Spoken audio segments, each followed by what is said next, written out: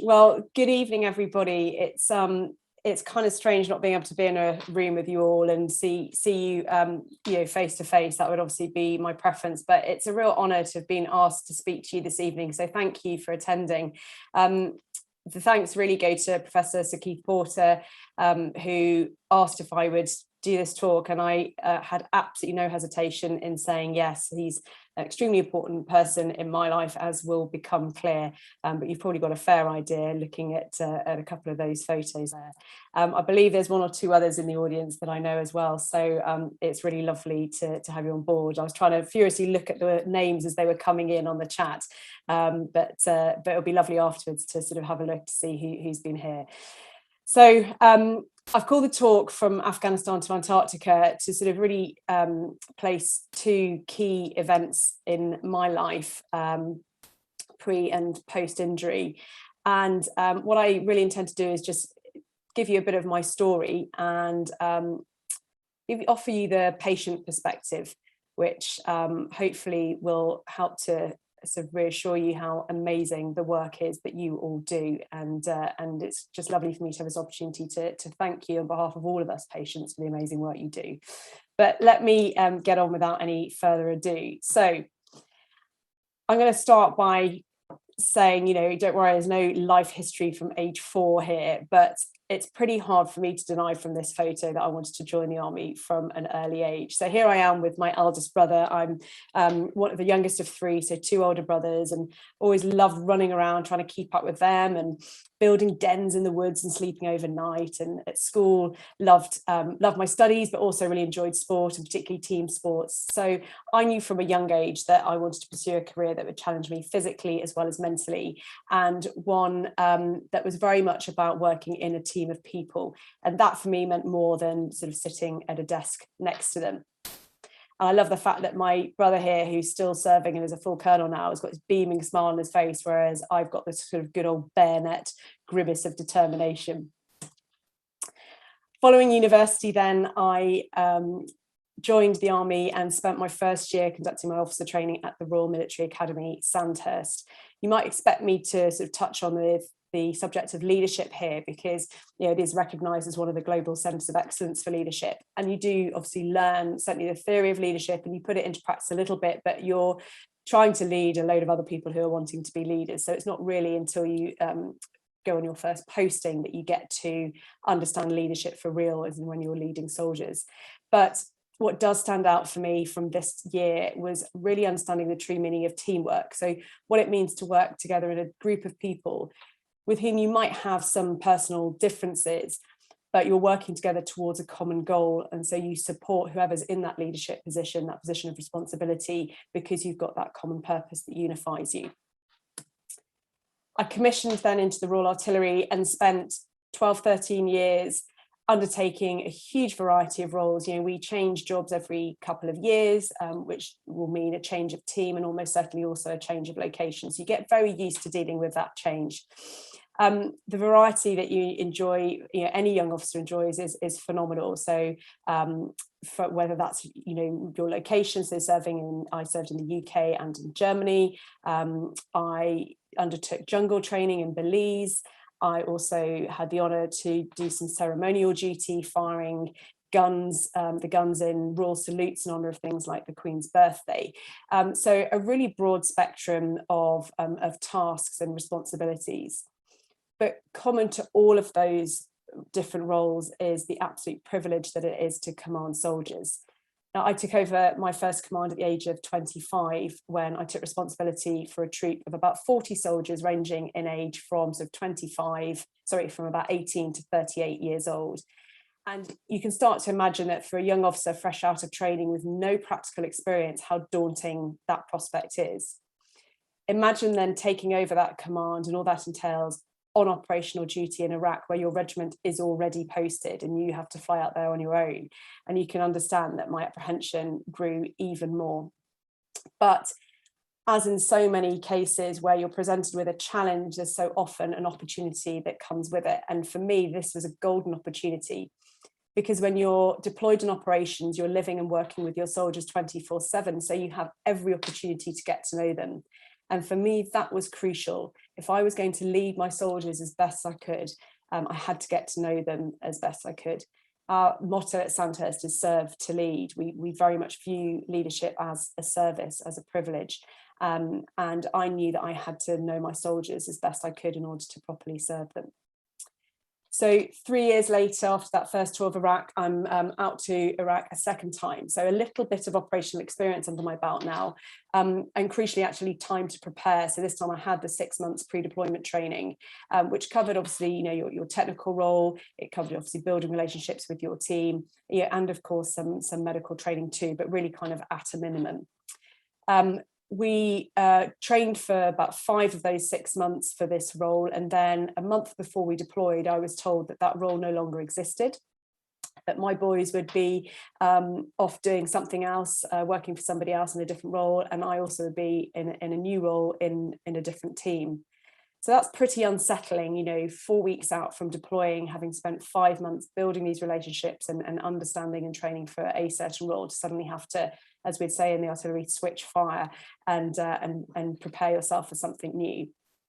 And one of the things I've found helpful in these sorts of situations is taking control of what you can, so kind of bounding the challenge, if you like, and understanding what's within and what's out with your control. So I identified the things in my control, like what key strengths and skills I had to bring to bear in this new role, how important I knew it was to build these relationships very quickly with the new team, and then also looking at what my weaker areas were and where I might need to ask for help. And so you can kind of settle into that new role quickly by not kind of giving into the panic. Fast forward a year, so coming back from that tour, and I immediately am posted out to Germany, where I immediately start training for a third tour of duty, but this time to Afghanistan. So a much smaller command this time. Here I am with my team of 5. Hopefully it's not that they thought I was rubbish, that my command went from 40 down to 5. But this was a specific role that we were training for as what's called a fire support team, an FST, providing that indirect fire support to an infantry company. So whilst I had significantly more operational experience under my belt by now, and I had time to prepare and train, and the role didn't change this time, the challenge was a different theatre of operations, a much more challenging one, a much more kinetic tour we were expecting, and particularly in the role that we were in, supporting an infantry company, so on the front line in that fast-paced environment of combat operations. So in the months leading up to deployment, as I mentioned for Iraq, obviously we concentrated on our technical training. Very important this time because we were directly supporting another CAT badge, an infantry company, that we train as much as we possibly could with them to understand their standard operating procedures, their SOPs, to build the relationships with the company, and to understand how our role and my team fitted in with them, so that once we were out in Afghanistan, it all felt completely normal. There was more of an emphasis on medical training this time. I can remember a memorable exercise where we had the group Amputees in Action come to help us with the training, and provided some really realistic support to really help us feel as best prepared as possible. And there's no point shying away from some of the injuries that can happen out there. The best thing is to be as informed and prepared as possible. We all had very basic medical training. I was very keen that all of my team complete the slightly higher level of team medic training, but I was refused that, unfortunately. So I think we had 2 in the team who had that higher level of training. But I knew from the relationships I built with the infantry company that they had a very strong medical support, and so on that front we were content deploying out to Afghanistan in August 2008. So here's a sort of typical day at the office. We would be out on patrol for a few hours at a time and come back into base, and then sort of prepare to go out again the next day. Or we might be out on a more deliberate operation where we'll be out for several days at a time. This was a bit of a bad day where the car's broken down pretty severely. So the work didn't stop if we weren't out on patrol, we'd be back in base, and there was always, because of these big, heavy armoured tracked vehicles, plenty of maintenance to do. Some of which was done by ourselves, some of which with the previous photo would have been done by the REME, the Royal Electrical Mechanical Engineers, but certainly enough to keep us out of trouble. And this is a sort of a rare photograph, really, of me looking unhappy. And this is really because, as you can see, we've got a rare bit of downtime. And actually, we didn't really enjoy downtime because there's nothing that you can do with downtime except, perhaps read a magazine or a letter from home, which is lovely. But you don't really want to get sort of out of the zone of where you are and think too much about the normality back home, because you want to stay focused on the job and just retain that sense of purpose. We'll move on from that rather unattractive photo. So here I am in the command seat of the turret of this Warrior armoured vehicle. You can see I've sort of got the desert dust on my face. That was my makeup out there. I've got my body armour and helmet and pretty heavy headset, which was our radio communication. So I'd be listening to 2 different radio nets, as well as then the internal communications within the vehicle. So halfway through the tour, about 3 months in, I was in exactly this position in the vehicle. We were coming back from an operation. We'd been out for about 3 days. We were returning to base to do a very quick turnaround before going to relieve half of my team who were deployed at that point in another location, and we were going to be swapping around with them. We were only about 1 kilometre away from our base when we were crossing over what's called a Cariz line, so a sort of underground ditch system. And I can remember, travelling very slowly. These vehicles are very difficult to manoeuvre, particularly at a slow speed. And there was a jolt, and I heard an explosion, but I didn't see anything. And I wasn't 100% sure at first whether we'd been hit or whether someone behind us had been hit, which might sound a bit odd, but I was expecting disturbance going over this obstacle anyway. And with that headset on, actually that really sort of dulled the sound of the explosion. But the first thing I did was check my radio, and that wasn't working. So that confirmed for me that it was us that had been hit. And actually what had happened was that we had run over an IED, so an improvised explosive device. Later found out that 50 kilograms of explosive detonated behind me, and the blast wave that came out from it killed 1 of the soldiers in the back and injured 4 of us. I had no idea to begin with the extent of the aftermath of this incident. Having ascertained that it was us who'd been hit, I checked that H, my lad next to me, was okay. I shouted down to Jacko, my driver, to check that he was okay. I didn't have access to the back of the vehicle, so I asked H next to me to see what the situation was in the back. Obviously, with the radios having gone, then I couldn't speak to them. I had a strong sense very quickly that all was not well in the back, and one look at H's face as well, who was trying to remain very calm and did an excellent job, assured me that it was pretty much carnage in the back of the vehicle. I'd also sort of looked around during this time to see whether there was any live enemy on the ground, because obviously that would change hugely how we dealt with the incident. Thankfully, there was no live enemy on the ground, so we could be a little bit more relaxed in how we dealt with things. And actually, in this probably 2 minutes that it took for all of that to happen, I turned round to look behind me, and the sergeant major, who is in charge of the medics and in handling an incident like this, and in organising the Catabotic was at the back of my vehicle already, and the medics are out, and they were already assessing the situation and going through their triage. Now, I think it's something interesting to mention here that women can join the infantry nowadays. Back in 2008, they couldn't. And one of the arguments against it had always been that people were worried that if a female casualty were taken, that she would be prioritised over perhaps her more seriously injured male colleagues. I can absolutely assure you that that was not the case in this situation. Quite rightly, the casualties in the back were prioritised, because it was very quickly assessed that at least 1 or 2 of those were more seriously injured. All I knew at that point was that my leg felt a bit funny, great medical diagnosis, And as I felt down the front of it, I could feel broken bones. So I said, I'm fine. I've broken my leg, but I'm fine. And genuinely that wasn't me being tough, but I felt absolutely fine.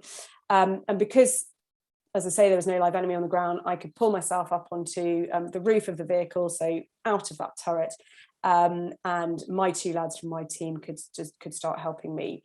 Their definition of help was to try to stab me with morphine straight away. I think they just wanted an excuse to jab me with a needle, which actually I didn't need straight away. I wasn't in pain. Whether that was adrenaline or what, I don't know. But after a bit of time, the discomfort actually that I felt was more like an intense pressure building up in my left leg. And I was desperate for them to take my boot off to relieve the pressure. And obviously they were concerned more about keeping the boot on to contain whatever injury I had. So I put up with it for a bit longer and accepted some morphine. And then eventually I insisted that they take the boot off. And I don't know whether that has made any difference to my injury. And there's no point, sort of mulling over that too much. But what I suspect it might have done was alert them to actually the severity of my injury more so than what I had just diagnosed as a broken leg. So we were evacuated really efficiently off the ground. A Chinook helicopter with the medical emergency response team, the MERT, came in. Each of us then had a paramedic. So obviously had a little bit more than morphine at that point, and we were flown back to the hospital at Camp Bastion. What I didn't know had happened was that our operations officer in my regiment had phoned ahead to the hospital where his wife was a nurse and had asked her to make sure that she met me off the ambulance, which I just thought was such a lovely little touch, that there was a friendly face there when I got in off the ground. I was 36 hours in Bastion Hospital. During that time had some investigative surgery, and an external fixation, what I believe is a Hoffman 2, was put onto my leg, so stretching from my foot all the way up to my mid-thigh, basically holding all those broken bones together. And I can remember being in hospital and wiggling my toes, and the nurse coming along and sort of pressing each of my toes and asking if I could feel it. And sometimes I could and sometimes I couldn't, but I thought, well, I can feel it sometimes, so that's got to be a good sign. And we were then flown back to the UK on a sort of an early morning flight, and it has to be the best flight I've ever taken, doped up as I was to the nines, probably with lots of pain relief. And so I had a very, very comfortable ride home. When I got back to the UK, it was a Monday afternoon, and everything at Selly Oak Hospital in Birmingham just kicked in. What had struck me through all of this experience was the incredible calm, measured response, right from the combat medics on the ground in Helmand Province through to Bastion Hospital, where again there was no sort of ER dramatics of hype up for the television or film. And again, back in Birmingham, everybody was just quietly going about doing their job, and it's incredibly reassuring from a patient's perspective, just to know that everybody's getting on with it. This isn't chaos. It's not panic. The people that are looking after you, it's sort of all in a day's work, and that's incredibly reassuring. So I had some initial surgery again that night. I remember just being annoyed that I couldn't eat, because I hadn't eaten for about 2 or 3 days and I was starving, and especially having been out on the ground for 3 days before that and not eating terribly well. And then on the Tuesday morning, I had a conversation with Prof. Porter. And I can remember him explaining the extent of my injury. So I'd had an MRI scan, and I believe that was to confirm the extent of them as to what options lay ahead. And so he really calmly explained that my lower leg was what he described as a jigsaw of fractures. I remember that phrase really well. It helped to paint a picture. And he said that he could try to fuse my ankle, but I'd probably be in pain on a daily basis and walk with a stick. And if you cast your mind back to the photograph of the sort of 4-year-old Kate with that fierce look of determination, that definitely wasn't the future that I'd envisaged for myself. I knew that I wanted to continue to live an active life, so this wasn't the option for me. So I asked him what the alternative was, and he said, well, we can amputate. And although your fractures extend right up into the tibial plateau, we'll try amputating first of all below the knee to save your knee. And I remember asking him whether with a prosthetic limb I'd be able to run, play tennis and ski. And he said yes. And I said, well, that's fine then. And I know it sounds a very blasé telling of what was obviously a very serious conversation, but for me it was a very straightforward decision based on function, based on wanting to continue to live that active life. Some people since have called it a courageous decision. I'd argue against that. I'd say it was a confident one. I was confident in the information that I'd been given. I was confident in my surgeon and his team, and I was confident in the rehab pathway that lay ahead. So it was a confident decision. But even though a decision can be straightforward and you can have confidence in it, doesn't mean that there isn't a reality to it. And I'm sure I don't need to warn you about the next slide because you will all have seen far worse in your time, but it is a slightly more graphic one. And the reason I show you this is not for the gore. You know, we can all see plenty of that nowadays if we want to, but it is just to sort of remind ourselves that there is a reality to the decisions that we make. And I think something that I've taken from this is I can remember sometimes feeling like a sort of piece of meat on a sort of butcher's counter in those early days. I mean, this was literally, I think, the day that I had the amputation, so the Wednesday. And of course, there were moments where I felt a bit down and, you know, wondered how long all this was going to take. But ultimately, I just wanted to move forward, and it helped so much having other patients either still in the hospital or come back and visit, who, you know, were walking really well on their prosthetics to give you that sense of hope that that actually if they can do it, then so can I. And, you know, really for me, it was a question of let's not wallow. You know, this situation could be so much worse. You know, I'm alive. And I'm safe back in the UK. You know, my boys are still out in Afghanistan, so I had an awful lot to be grateful for, and that sense of perspective is always something that's really helped me. And I really just wanted to work out how to get back on my foot again. So let's move on.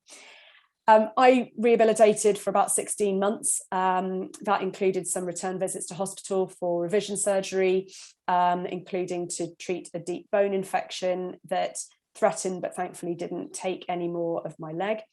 And then I returned to work. So really fortunate that because of my rank and my CAP badge, and because my injury wasn't nearly as severe as many, I was able to carry on serving in the army. And I actually served for 7 years post-injury, so slightly longer after I was injured than I had done before, which just goes to show not only is, you know, the trauma care excellent, you know, from point of injury through to the hospital back in the UK, but also, you know, the rehab that I undertook at Headley Court was just absolutely phenomenal.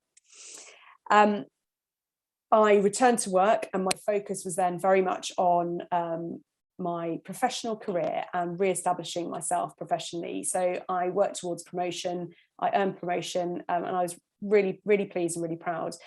But I felt that I wasn't achieving physically the level of activity that had made that decision to lose my leg relatively straightforward. So I had some further surgery to make my leg more comfortable, to help the fitting of the prosthetic be more comfortable so I could do more. And it was whilst I was recovering from that surgery that I received an email asking if I would like to apply to take part in an expedition to ski to the South Pole. And I thought, well, that sounds brilliant. That's just the sort of goal that I need to really shift my focus away from career and back onto rehab and really get myself strong and fit again. I had an interesting conversation with my surgeons who had just performed that revision surgery on me, very nervous that they might think I was about to undo all their good work, but I could not have asked for better support. They simply said to me, Kate, you have got to live the life that you want to live, and we are here to support you. So John Kendrew and Dimitri Vivriades have been absolutely phenomenal and continuing the excellent work that Prof Porter started. So I'm enormously grateful.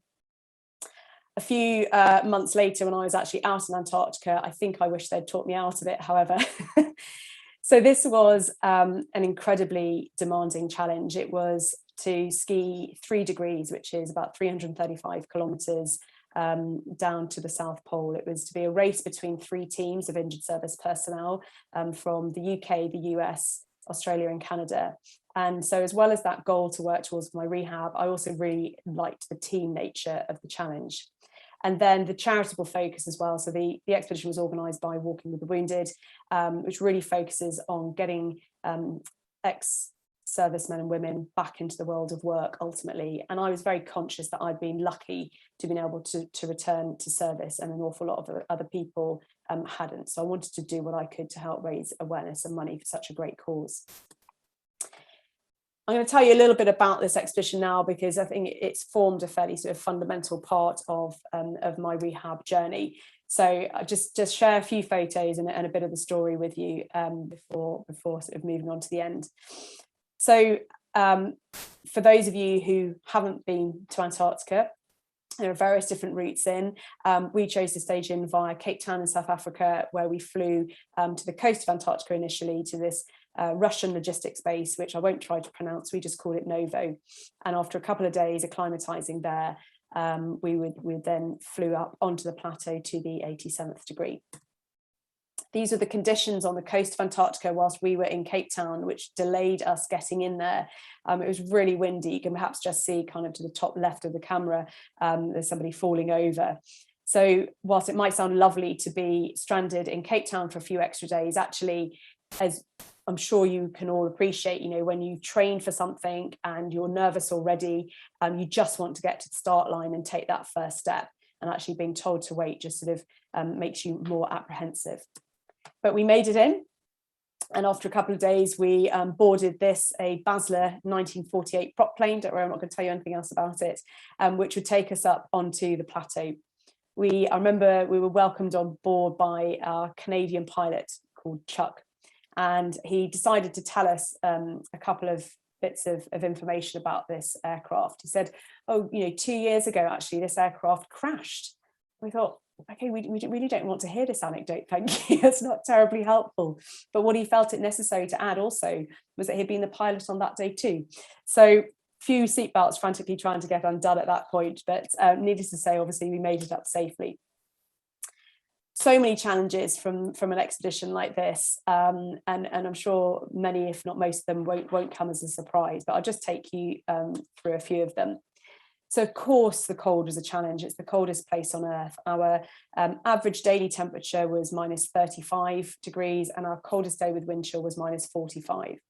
So you can do, you know, lots of training for that. You can make sure you've got the right clothing and the right equipment, the right expertise in terms of your polar guides, and the doctor that we had with us who specialised in cold environments, and you can train in similar places, but ultimately, you know, you've got to perhaps be prepared to be a bit uncomfortable. And I'm only going to embarrass myself by sharing a couple of photos of some mild frostbite that I got.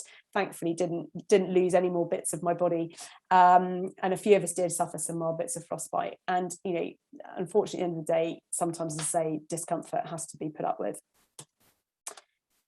The terrain was something that came as a bit of a surprise. So in a lot of photographs you'll see of Antarctica, it looks completely flat, and actually it's far from it. In the winters, so we were there in sort of late spring, summer, but in the winters, what are called Catabotic winds whip across the plateau. And of course, there's nothing there, no features to stop them. So they build in energy very, very quickly and whip up the snow into what are called sastrugi, so these big ridges. And these extend to about sort of 4 feet high in places. And what we couldn't have known was that the previous winter had been particularly harsh. And so these sastrugi were higher and extended further south, so closer into, you know, into the terrain that we would be skiing over than would normally be the case. Now, the impact that had was that whereas we'd trained to be able to ski 35 kilometres a day and had planned, you know, our arrival at the pole on that basis, actually the more demanding terrain meant that we could only cover about 25 kilometres a day. So you have to, you know, adapt your plan, which is not easy in such a hostile environment. The altitude was something that we knew about, but really couldn't do much to mitigate against. Everybody suffered to some degree, whether that was headaches or, you know, classic headaches and sickness. But this is a more interesting incident, that weighted word, interesting. So here we have Dr. Dan on the left. explaining to Eric what has happened to his lungs. So Eric collapsed on about day 2 with a pulmonary edema, and you all know much more about that than I do, but of course potentially fatal. Thankfully he recovered, and actually recovered very quickly. But what's interesting about this is that Eric was one of the polar guides, and actually of the 3 polar guides that we had, 1 for each team, he had the most Antarctic experience. So it goes to show what a hostile environment, you know, we were working in. And, you know, you have to think about what you do when the leader of your team goes man down and is taken out of the picture, you know, so making sure you've got that redundancy to be able to keep going. Now, you might have expected me to talk about the team's injuries up front. So every of the 4 injured in each team, every member of the British team had suffered some limb loss. Through the other members of the teams, there were burns injuries, spinal, PTSD, nervous system damage, so a real range of really challenging injuries. But I would argue actually that they were not our biggest challenge, because that was all positive information that we had up front that we could mitigate for with our clothing, with our equipment, with our training. But one chap who does stand out as unique in this respect is the chap you can see on the screen now, so Ivan, and you can see that he has poles attached to his hips, connecting him to the pulk in front, and that's so that he can navigate the terrain, because Ivan's completely blind. So if you imagine doing all that I've described, but effectively doing it with your eyes closed, you can understand how immensely more difficult it was for Ivan, and why he was falling over probably kind of 30 plus times a day. And if you've been skiing and you've fallen over, you know that once is enough. Actually, it gets pretty debilitating psychologically very quickly. So a real inspiration, this guy, on many levels.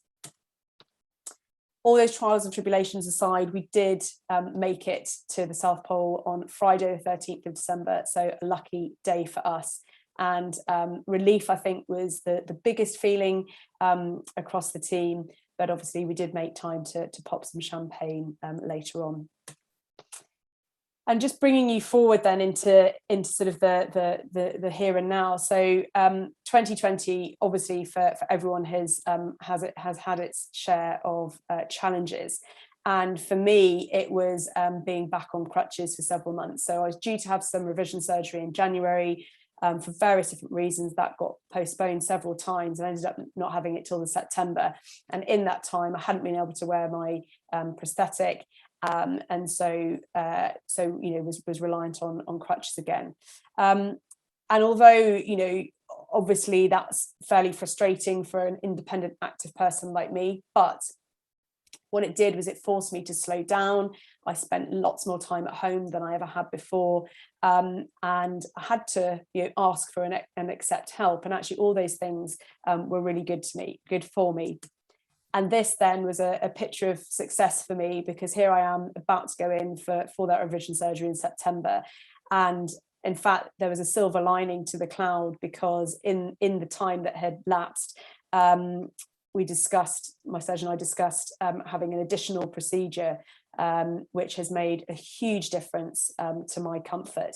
And had I had the operation originally in January, then that wouldn't have happened. So actually a sort of a bonus result.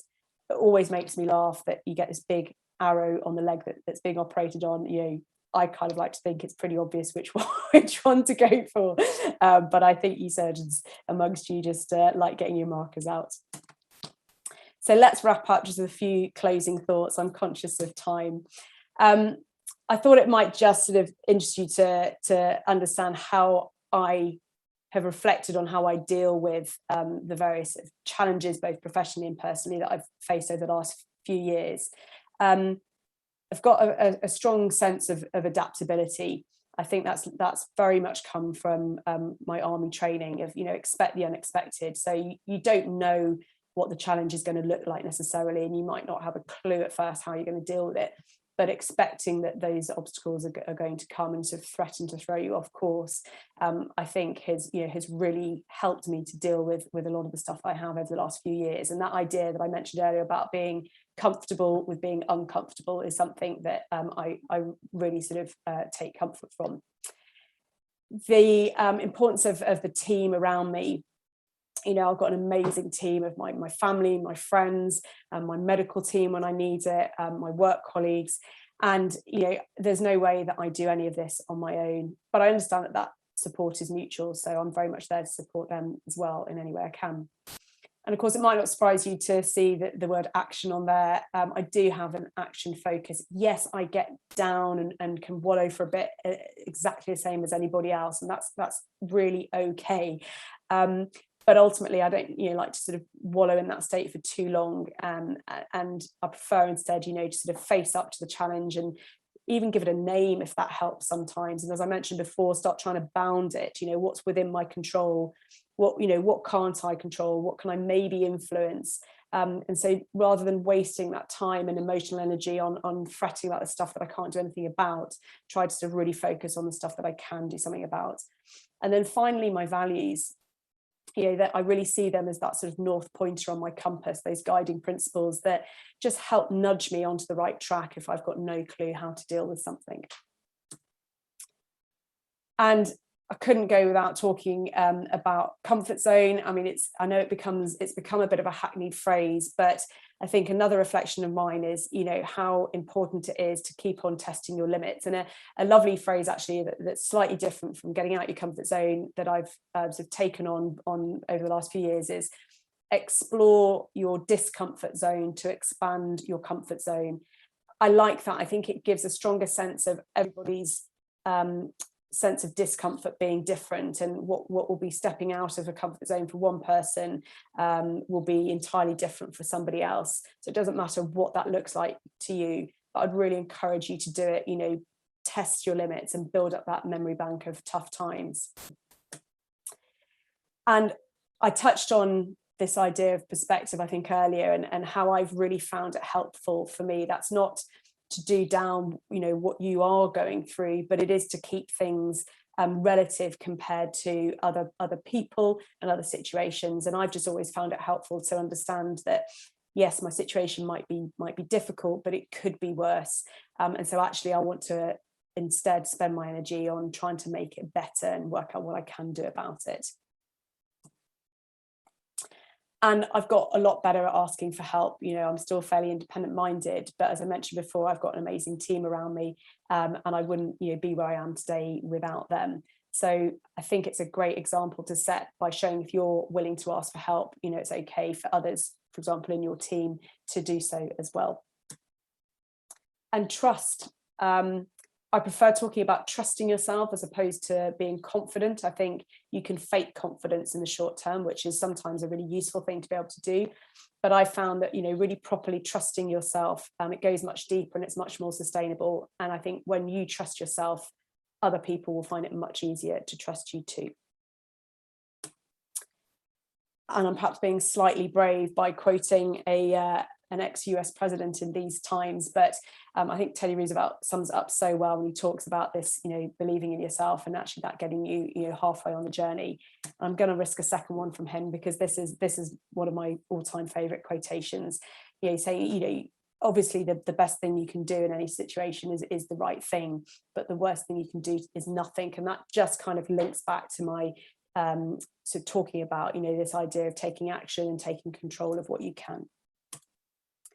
And I think the best action that I took, perhaps I've ever taken in my life, was getting Prince Harry to do the washing up in Antarctica. Free photo.